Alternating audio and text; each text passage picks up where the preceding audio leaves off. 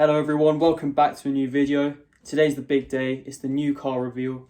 For those of you who don't know, I used to have an Abarth 500s, however it was stolen around Christmas time. So this is the replacement for that car. I hope you guys like it, I know I really do. So yeah, hope you enjoy the video.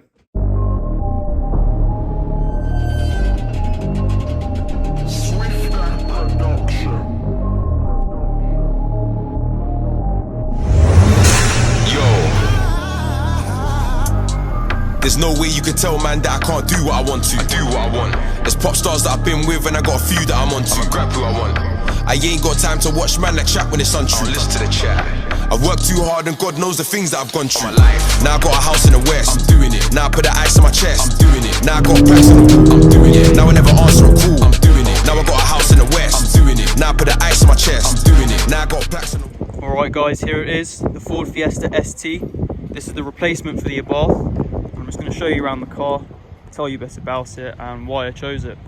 So around the car you've got this full Ford Fiesta ST body kit, so it's a bit more aggressive than a standard Fiesta. You get this Aston Martin style grille at the front. You can see like a small chin spoiler just down here. At the front this is a facelift car, so it's a bit different. You get LED daytime running lights, so let's see if I can show you those now. Just over here.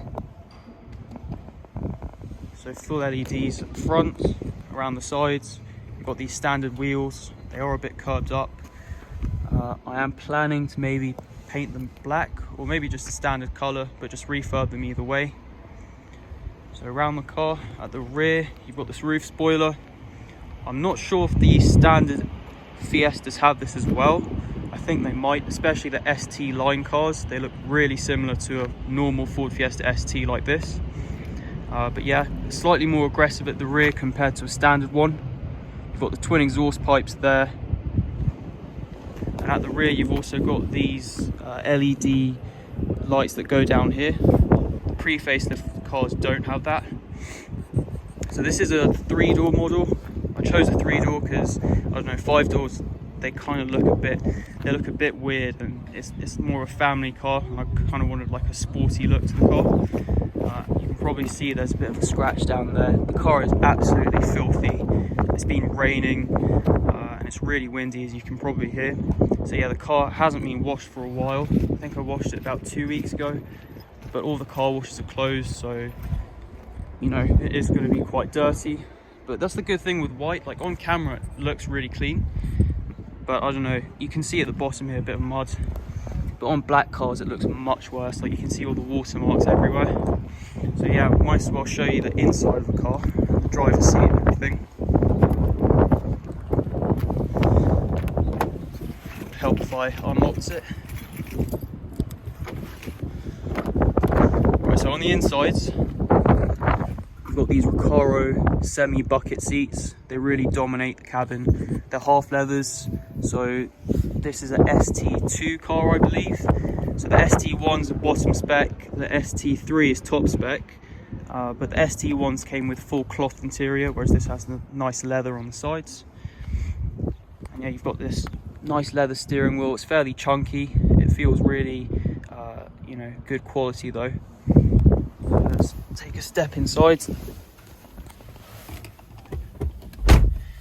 So yeah, here's the interior. A lot of people would probably say it's, you know, quite plasticky, and this bit I think is a bit cluttered, but overall I actually like it.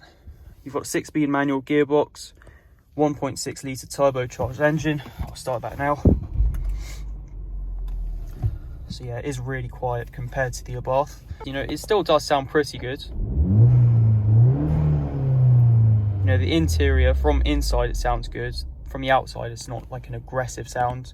It does have an intake and maybe a blow off valve, so you can hear a bit of the turbo like whooshing and all of that when you're driving, but otherwise yeah, fairly sedate, not as aggressive of a sound as the Abarth.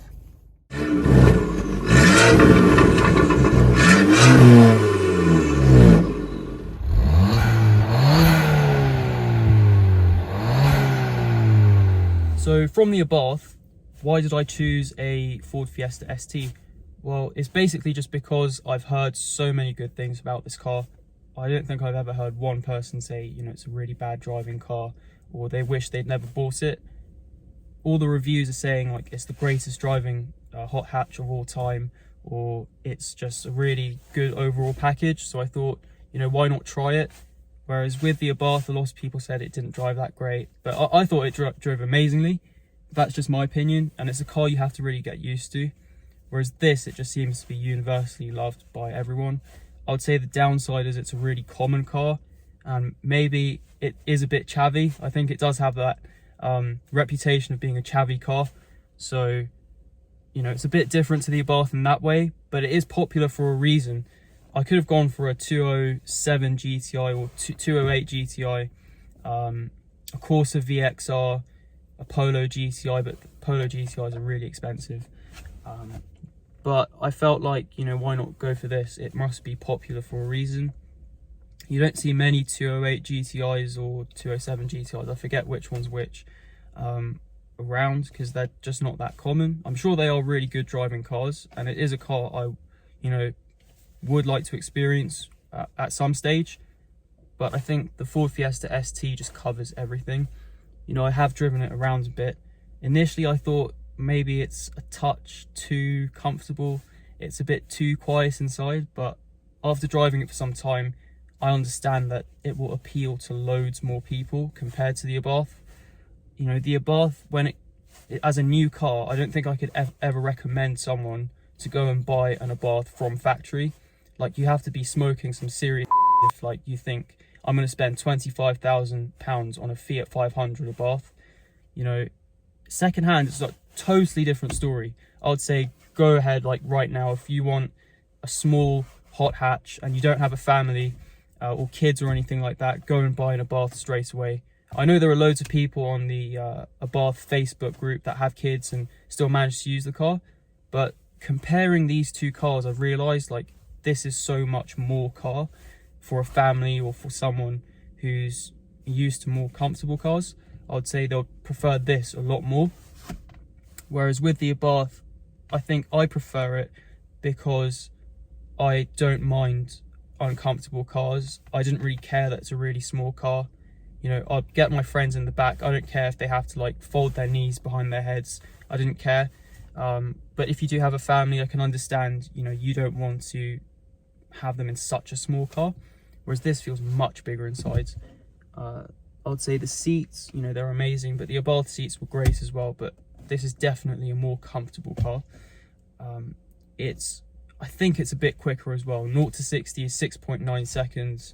The Abarth, I think the Abarth with 180 horsepower is actually about 6.6 seconds. So technically it's a bit quicker, but this has more torque and it's got a higher top speeds. It's more drivable. It's got a 6-speed gearbox, whereas the Abarth had a 5-speed gearbox. It's also got a bigger engine, 1.6 versus 1.4. So, you know, this is more car, especially if you're going to buy this new. Well, you can't buy it new anymore, but there is a new Ford Fiesta ST. That's got a 1.5 litre turbocharged engine. That's a 3-cylinder. This is a 4-cylinder. But if you are planning to buy a small hot hatch new, you know, the Ford Fiesta ST is a really great car. I'm going to be posting a first drive video as well, so keep your eyes open for that. I'll post it on Instagram and just let all you guys know when I do post that. But yeah, this is probably the best hot hatch in its segment from what I've heard. You know, I haven't driven every single hot hatch, so I can't say it's better than a Corsa VXR or it's better than a Polo GTI. But I have driven standard Polos, I've driven standard Corsas, I've driven standard Ford Fiestas, and I would say this is definitely the best driving one. I would say it also feels quite Germanic. I hear that these are built in Germany, so you know, the build quality is up to scratch. Nothing really rattles around. The interior quality is good. I don't know much about reliability on these cars. Like, I haven't heard anyone say they've had engines just blow up or they've had gearboxes jump out and just, you know, need replacing. So, you know, hopefully it all stays good, touch wood.